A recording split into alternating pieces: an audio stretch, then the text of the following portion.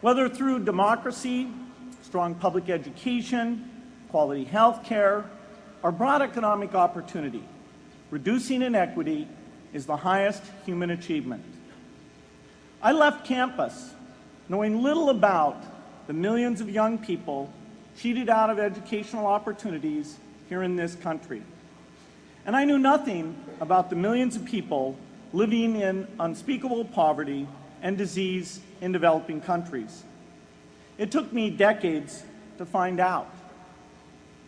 You graduates came to Harvard at a different time.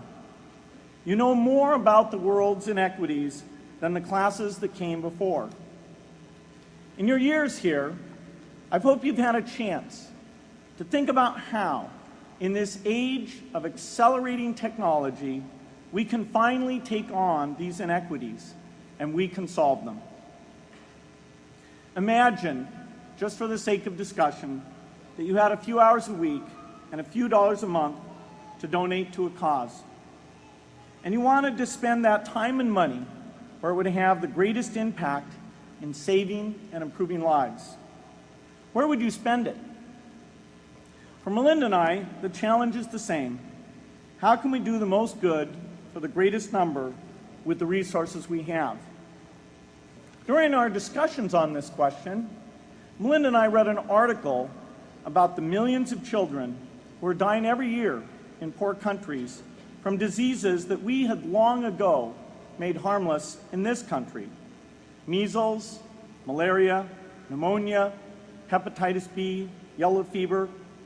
One disease that I had never heard of, rotavirus, was killing 500,000 children each year, none of them in the United States. We were shocked.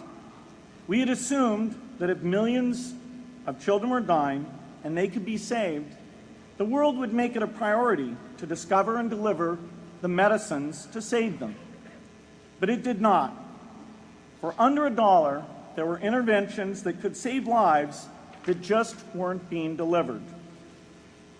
If you believe that every life has equal value, it's revolting to learn that some lives are seen as worth saving and others are not.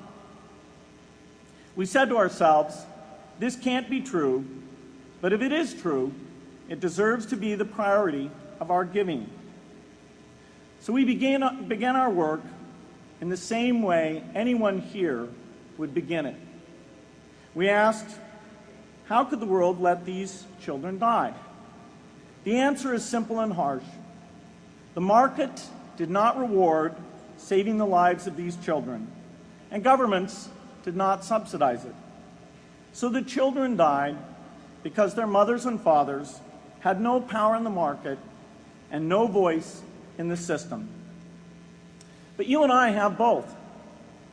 We can make market forces work better for the poor if we can develop a more creative capitalism. If we can stretch the reach of market forces so that more people can make a profit, or at least earn a living, serving people who are suffering from the great inequities. We can also press governments around the world to spend taxpayer money in ways that better reflect the values of the people who pay the taxes. If we can find approaches that meet the needs of the poor in ways that generate profits for business and votes for politicians, we will have found a sustainable way to reduce inequity in the world.